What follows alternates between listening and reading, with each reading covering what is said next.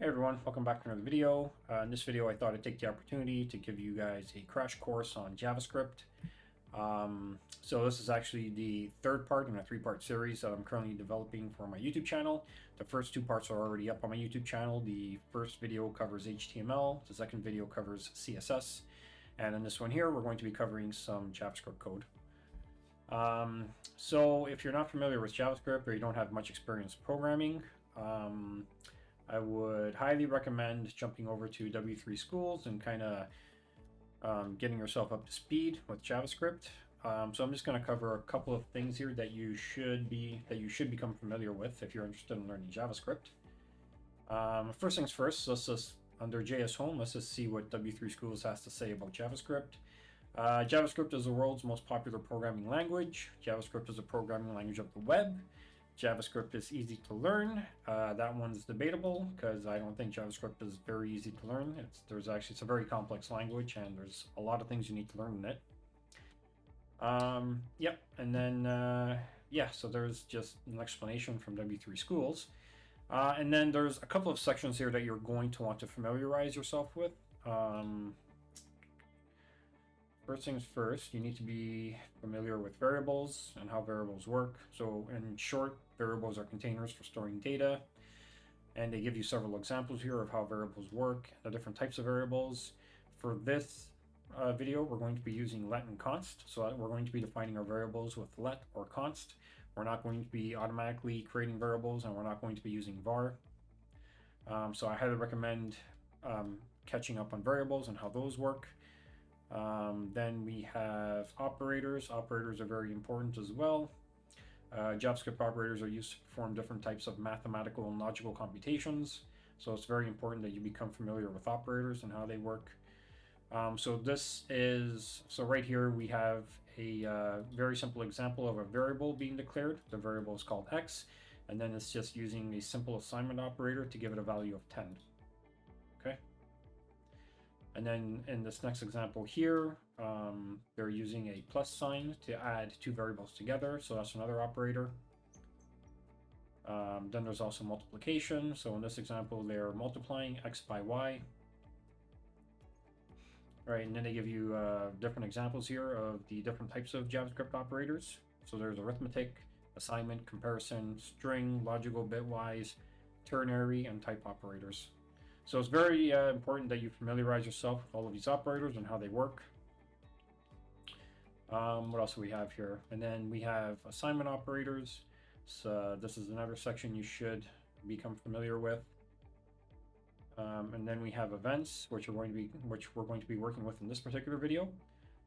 So HTML events are things that happen to HTML elements. When JavaScript is used in HTML pages, JavaScript can react to these events. Okay. And then what else do we have here? It's also important to learn how numbers and strings are stored or read by the JavaScript engine. So look up numbers and also look up JS strings, where was it? I do believe, yeah, JS strings, right? So this is how you write a string in JavaScript. It's just enclosed in double quotations, and then a number is not enclosed, right? It's just a number. And what else do we have here? Booleans are also important to learn. Booleans are simply just true or false values. If else, that's another important one to look at. So if you're writing conditional logic, you're going to have to know how if else works. And then there's also for loops, which are very important. For loops are a big part of programming. So there's different types of for loops that you need to become familiar with. In this video here, we are going to be using a simple for operator to iterate over some data. And then there's also JS iterables, which is pretty important to learn as well. You can iterate over a string, you can iterate over an array. And then what's under JS errors? This one is a little bit more complex. This is using a try-catch method. So I'm not going to be covering that one in this video. But basically all of these sections that I told you to review, we're basically going to be covering in this video here. So yeah, okay, so now let me go back to this demo page that I created for this series. So there's some new fields here that I added that weren't in the previous two videos. You're going to notice here that I have an anchor button and I have a div button. I'm going to be showing you how we can use an anchor element to create a link, and then how we can use a div element combined with JavaScript to create a custom link. And then you'll notice out here that under our input field, let me just delete that. So this enter email address, you'll be familiar with it from the previous videos if you've watched the previous videos. But basically here we're going to be using an event listener here to capture input on the field, right? So I'll show you how that works. And then here we're just going to be capturing the value of a select list. So you'll notice here that we're selecting the value and it's being displayed just beneath it. If I go back to make a selection, it just says no selection detected. And here, if I delete this text, it says no email detected. So everything restores back to its default values. And then I'm going to be showing you how this choose file, how we can manipulate the file being selected with the choose file input. So I'm just going to go here. I'm going to select a logo. Okay, that did not work. Why did that not work? Choose file, logo, open. Okay. All right, so I guess maybe, I'm not sure what happened there. That should have worked on the first try, but it didn't. Let me do one more refresh just to make sure this is still working correctly. Yeah, okay. So, okay, that was kind of weird. I'm not sure what happened there. I guess the browser must have glitched out, or maybe I got an error. Favicon. Oh, I have a favicon in there? No, I don't. Why am I getting a favicon error? Okay, well, once in a while, a big part of web development is once in a while you're going to jump into some weird quirks. So in this case here, my file image wasn't working for some reason, so I'm not sure why. And I was getting a favicon error in the console, not sure why, because I'm not declaring a favicon in my HTML code. So yeah, so one thing to be aware of when you're web program in your journey on becoming a web developer is you're going to run into a lot of weird quirks along the way. So don't get frustrated. You're just going to have to deal with it. If you're not familiar with the browser console, you can basically access that by pressing F12 on your keyboard. And so in this video here, we're not really going to be accessing the console much. I'll leave it open though for this particular video so you guys can see it. Basically here it just says, hello, your JS code has been initialized. And that's just basically just to tell me that my JS code has been loaded and it's working, right? Okay, so now we're going to jump into the JavaScript and we're going to hook all this up manually by coding everything in so you guys can kind of follow along with what I'm doing. All right, so let's jump into that. All right, so here we are in VS Code. I have my main.js file open and it's currently empty. So currently right now there's no functionality working on this page. So if I click the div button, it doesn't work. If I enter a value here, it doesn't work. There's currently no text being output here. The selection field doesn't work. And the file uploader is currently not connected. So now we're going to start implementing some JavaScript logic to get all of this stuff to work. So the first thing I'm going to do is I'm going to define useStrict at the top of my JavaScript file. So if you're not familiar with useStrict, basically that's going to give us a stronger, it's going to enforce a stronger declaration type. So if you actually go to W3 Schools and you click under the JS strict mode category, it'll give you an explanation here of the useStrict directive. So I'll just give you a quick overview here. The useStrict directive was new in ECMAScript version 5. So ECMAScript version 5 was released in 2015, right? So when they refer to ECMAScript version 5, that's basically 2015 and upwards. It is not a statement, but a literal expression ignored by earlier versions of JavaScript. So it's important to keep that in mind because useStrict won't work in earlier versions of ECMAScript version 5, right? So ECMAScript version 4, the useStrict won't work. The purpose of useStrict is to indicate that the code should be executed in strict mode. With strict mode, you cannot, for example, use undeclared variables. Okay, all modern browsers support useStrict except for Internet Explorer 9 and lower. So luckily, we're currently living in a time where I think IE9 has gone the way of the dodo, and we don't really need to worry about that stupid old browser anymore. And let me tell you, that browser gave me a lot of headaches during my career. Okay, and then it'll give you some examples down here of things that will cause an error when strict mode is being used. And another thing to keep in mind about strict mode is that you can actually define it within a function. So it'll only the strict mode will only work within that function scope. So that's one thing to keep in mind. Right now, I'm going to be declaring it at the very top of my JavaScript file, so it's going to be enforced on a global scale. But if you scroll down here, they'll actually give you. They should have an example here. Use strict. Yeah, so I think they do have an example here, but if you scroll down here, it'll tell you, watch out, the use strict directive is only recognized at the beginning of a script, which I'm currently doing here, or a function, or at the beginning of a function, right? Okay, so let's go back here. The first thing I'm going to do is I'm going to create a new variable. It's going to have a variable type of const, and I'm going to call it EL, which is going to be short for elements, and this is going to be an object, which is going to store basically references to HTML elements that I already have defined in my HTML page. So the first one I want to target is my div button. And I'm just going to do document.querySelector. And I'm going to target div button. Okay, so basically what I'm doing here is within my object, I am declaring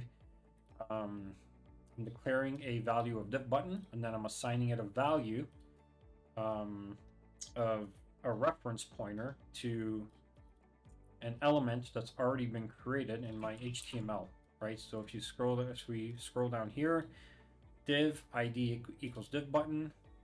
So this div here is the div button that you see here in the web browser that I'm currently hovering over. All right, I assigned it an ID of div button, and then I'm going to access this element using query selector.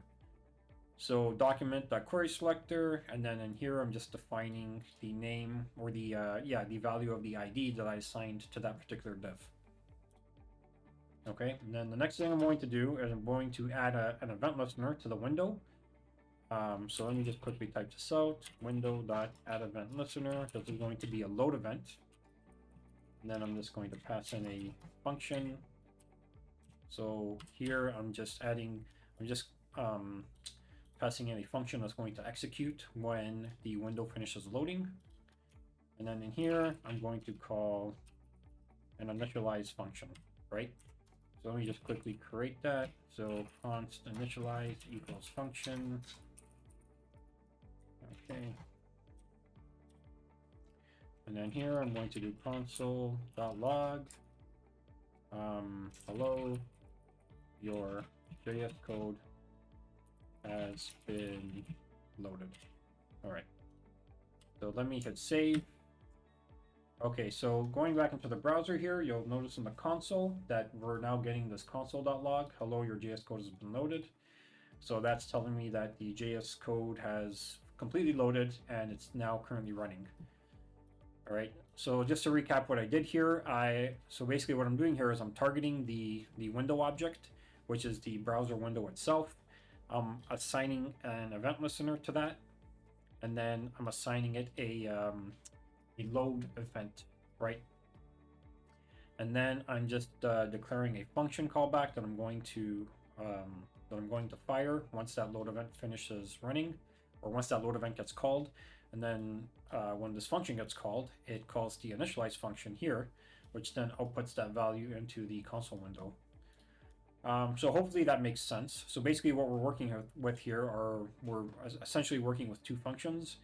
So this function is actually being scoped to the event listener. And this is a standalone function that we're declaring here, which is being called within this event listener function. So if you're not familiar with functions, there should be a section here in functions. Let's see if they have one.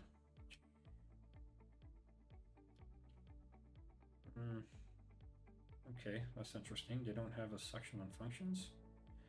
They have arrow functions. Okay, arrow functions is something that I'll show you a little bit later in this video. They don't have a standalone category for functions. All right, so I'm not seeing anything here for functions, but basically this is how you define, or this is how you create a function. Basically what I did here, that's basically how you create a function. And then with event listeners, when you're working with event listeners, you have to define two parameters for an event listener. The first parameter is the event that we want to fire. And then the second parameter is a callback function. So in this case here, I'm just passing in, I'm just creating a custom function, and I'm just calling initialize once that finishes loading, right? Now, if I want to shorten this or make it a little bit easier, I could use an arrow function, which I just showed you right here on the W3 Schools website. So what I could do is I could remove this, and I can actually call the function like this. Let's hit save, and you'll see here that our code is still executing correctly. We're still calling our initialize method. So that's another way of doing it, right? So that's called an arrow function. So I guess I'll just leave it like that for now. So there's different ways you can pass in callback functions into an event listener. So this is another approach that you can take. You can use arrow functions if you want. Okay, so now what we're going to do is we're going to add some functionality to this div button. So the anchor button is already linked. It goes to Google. But if I click on the div button, it doesn't take me anywhere. There's no functionality assigned to it. The HTML browser doesn't know that this is a button because it's a div element. So you'll notice that it is inheriting the hover effect that we added to the anchor button because they're sharing the same class name. So now I'm going to add some functionality. So what we're going to do is we're going to target this div button here. So I'm going to call element.divButton.addEventListener. We are going to add a click function. Okay, we're going to get a reference to the event. Well, in this case, we don't really need it because I'm not really going to be working with it. But typically, when I'm working with click events, I like to define the event that gets fired within the function, so we can actually get access to the actual event itself, right? And typically, you could write it out like event, or you could just shorten it to E, which is typically what I like to do. So what we're going to do here now is we are just going to create an alert, and we're just going to do hello, you have clicked on the div button. Okay, so let's hit save. So now if I click on the div button, I get an alert here, right? Hello, you have clicked on the div button. So now we've just assigned some functionality to this div button with JavaScript. So if I wanted to, I could make this button link out to a particular web page. So what I could do, so you'll notice here on my div element in HTML, I have a data URL parameter or attribute that I created, and I give it a value of Google. So what I could do is I could actually get the value of this data attribute and use that to do a redirect to Google. So the first thing we're going to do is we're going to define a variable. We're going to call it URL, and we're going to do equals e.target.dataset.url. Okay. So yeah, so we actually are using E in this case, right? So we actually are getting a reference to the event, which we're going to need in order to grab that that data attribute that we defined on the HTML object or HTML element. And then here, so if I do a quick alert here, alert URL, hit save. If I click on the div button, you'll see that we have gotten the value, right? So if I go back here and I make this Yahoo, hit save, div button, yahoo.com. Okay, so we're getting the value, which is good. And then basically all we need to do is call location.href equals URL. This will allow me to open up or load a new URL within the window. So if I click on div button now, it's going to redirect me to yahoo.com. Okay, great. So that's all working. We have the original anchor button there. Okay, So there's a way, so there's one approach that you can take to making it an interactive button using JavaScript and HTML. Okay, so the next thing I want to show you is the input field. So this one, actually, yeah, the email address field, that's the one we're going to be looking at. So first things first, I need to get a reference to that email field. So let's get the email field and document. Document.query selector, and then here we are targeting email, and then element dot email field dot header dot listener, and then basically on this one we want to add a key up event, and we'll pass in a function. All right, so here we're defining a key up event. This is the event that we want to call on the listener. There's different types of events that we can use with the keyboard. So here we're going to be interacting with the keyboard. So when we press a button on the keyboard and then we release that button, this key up event is going to fire. Okay, so we want to do const string, or actually let's call it value equals e.target.value. So now we're getting the value of the input field that we're interacting with. So in this case, it's this input field here. Okay, let me just quickly console that. I don't know. That's sort of like value. Okay, so you'll see here that now we're capturing the value from the input field and it's being output into the console window. Whoops, what am I doing? Okay. So the next thing we're going to do is we're just going to see if value, oh my god. I space this out. If value equivalent to empty. So one thing I forgot to do here is I need to get a reference to the display field here. So let me quickly jump into here. Let me go to my input field, and then I have my email display. So I'm going to create a reference to that.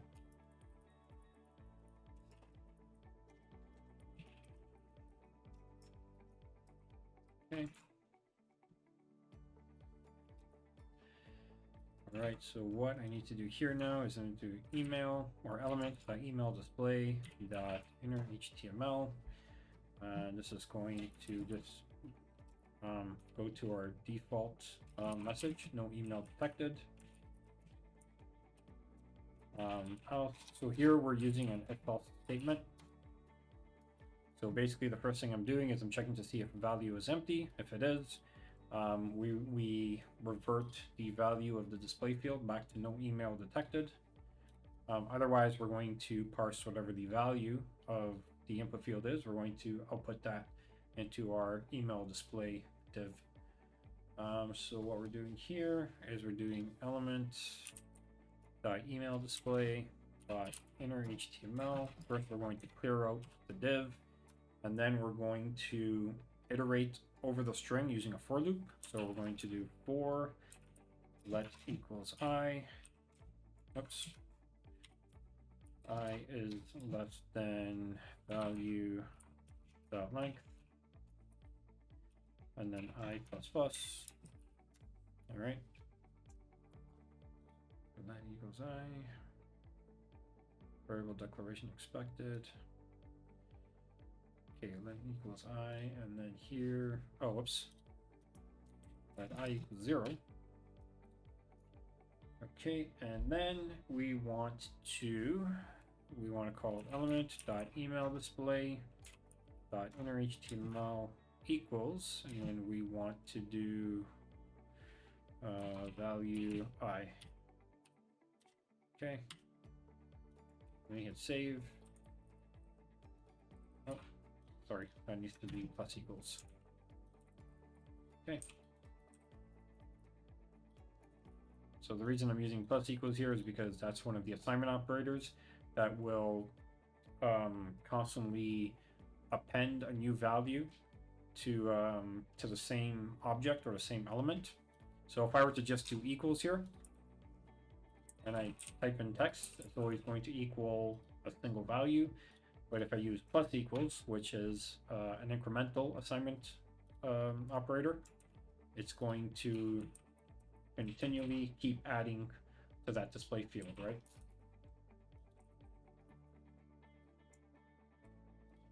Okay. So this is now working correctly. Go to velocity.ca. All right. So there's a good example here of how we can work with a key up event in JavaScript. So this is a key up event. All right. This is a click event. Okay. Okay, so those are working. Next thing we're going to look at is a change event. So here we need to target our select lists. Let me go back into index.html. Where's our select list? So this has an ID of list. So let's get a reference to that. We'll just call this list. Document.query selector, let's go to lists.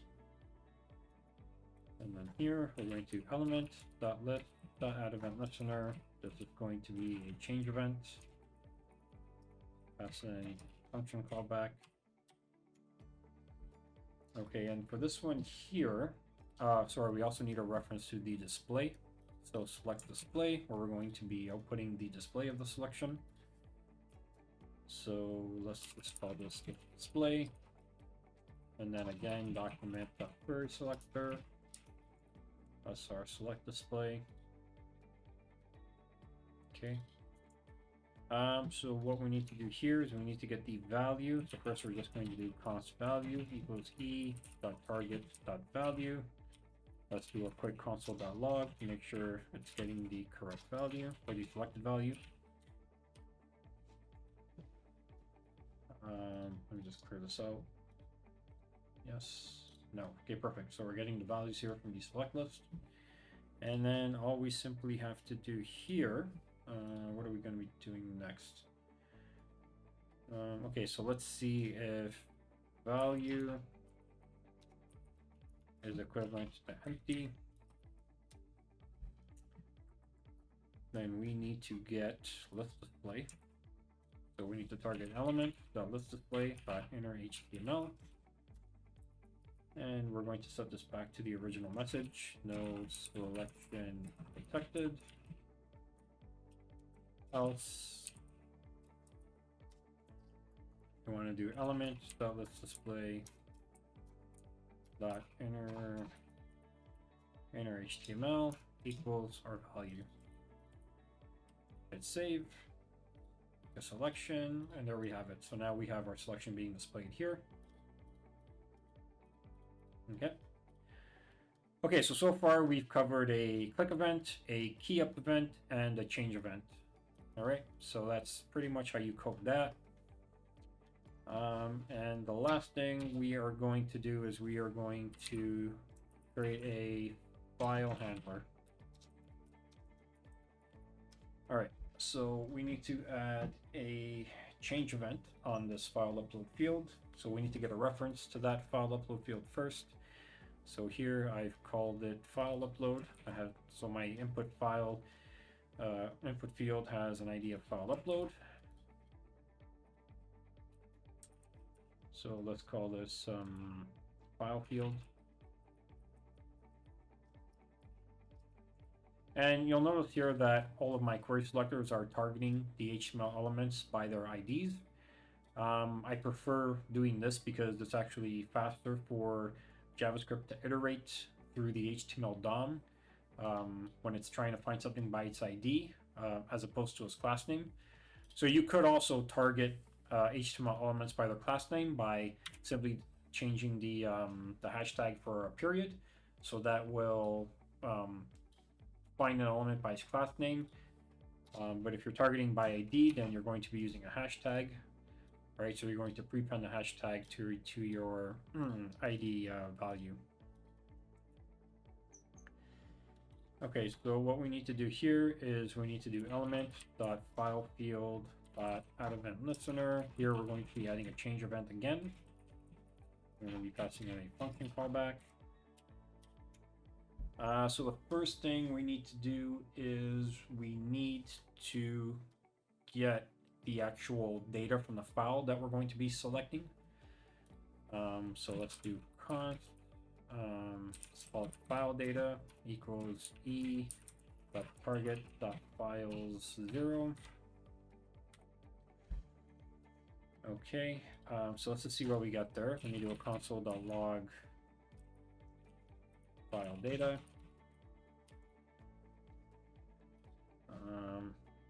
Okay, so now let's select an image file. Okay, so you'll see here that that's currently working. So what we're seeing here in the console is we're seeing all of the data that's related to the file that we added to the file input field. So you'll see here we have the name of the file, logo.jpg, we have the file size, and we have the file type.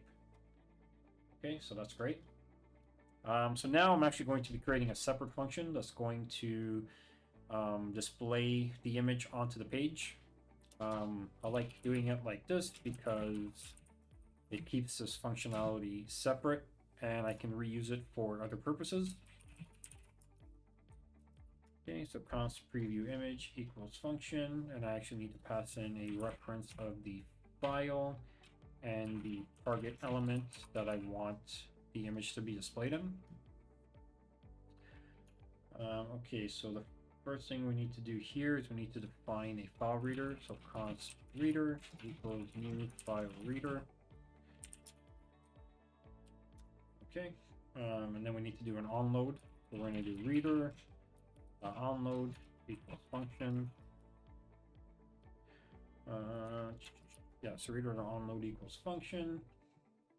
And then here, basically, I'm going to be creating a new image element. So image, we're going to do document.create element, and we are going to create an image element. So basically what I'm doing here is I'm actually using the create element method within JavaScript. This is useful if you want to create elements dynamically through JavaScript. So this element is, so this image variable here is actually just holding a reference to an image element that I'm creating dynamically in JavaScript. So this element doesn't exist anywhere in the HTML DOM. It just exists strictly in JavaScript or in JavaScript memory. And then I can use this to assign some values to it. So I'm going to do image. Image.source is going to be reader.result. And then I'm going to do target element .inner HTML. I'm going to empty that out first. And then I'm going to append the image to that target element. So target element .append, and we're going to append the image file to that. Okay, and then lastly, we need to call reader read as data URL and pass in the file.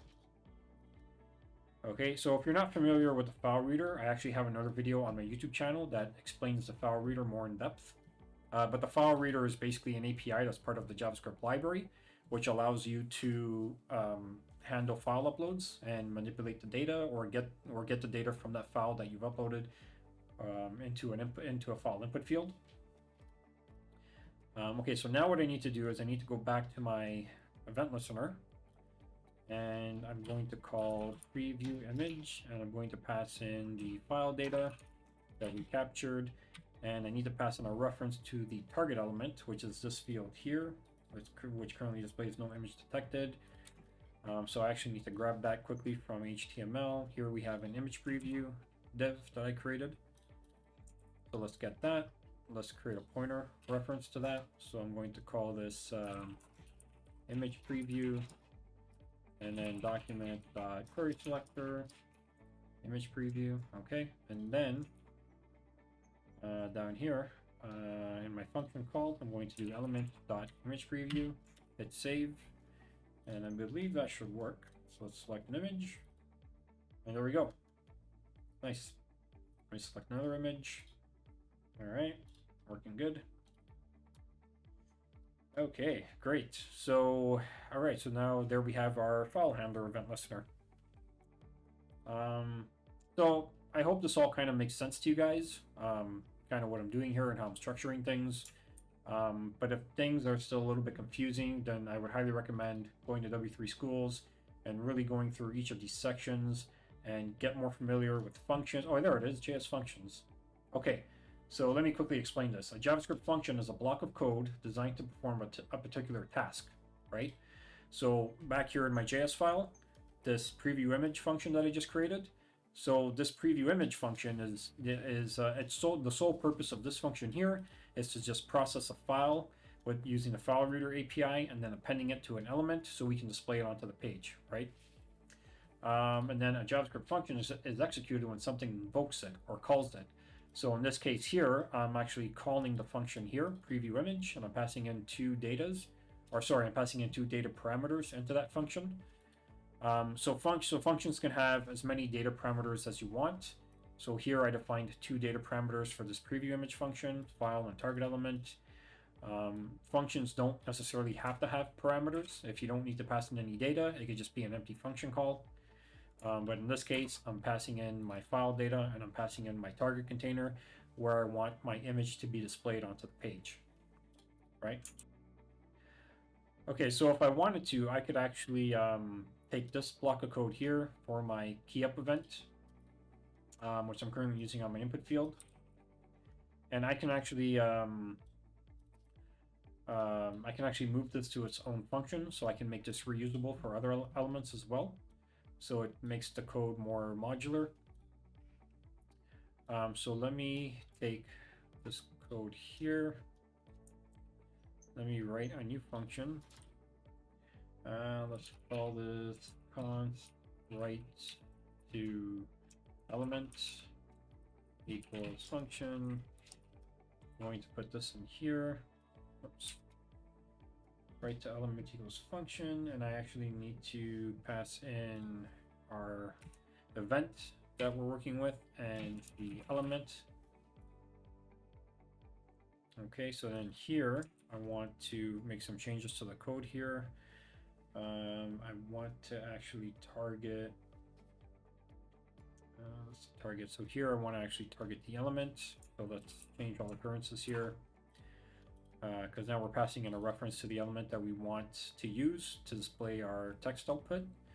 So we're going to define that here, element under HTML.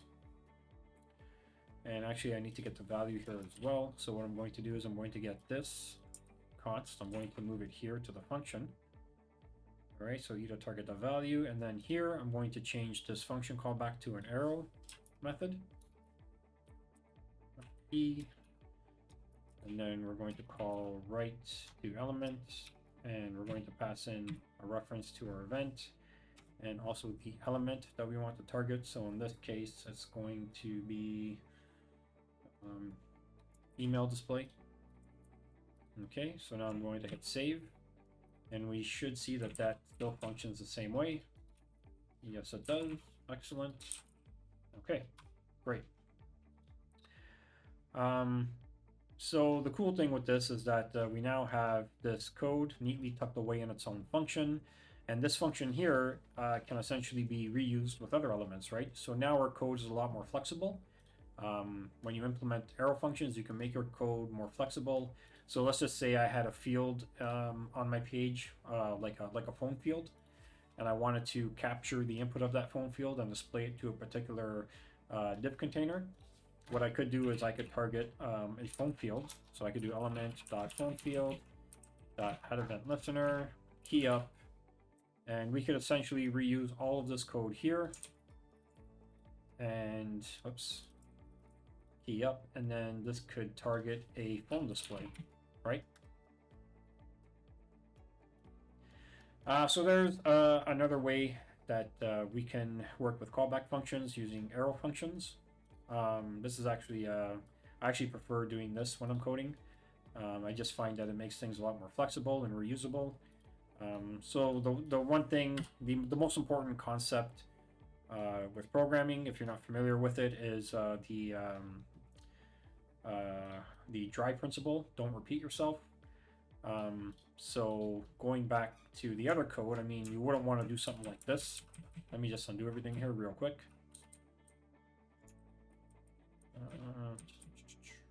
Let's go back here. So you don't want to rewrite this code every time. So going back to the phone example, if I had a phone field, I don't want to do this. I don't want to copy this and paste it again and then change this to phone field, right? Because we're essentially using the exact same logic, right? So you want to take that logic and you want to kind of consolidate it and tuck it away into its own function and make that function reusable, right? So this is a bad approach to programming. You don't want to repeat yourself. You don't want to repeat any logic. If you have logic that's going to be reused over and over for different elements, then again, keep that drag principle in mind. Don't repeat yourself, right? So let me go ahead and delete this. All right, so now everything's been restored, and that's pretty much it for this video demonstration. So I am going to be posting this code up on my website, so you guys will have a point of reference.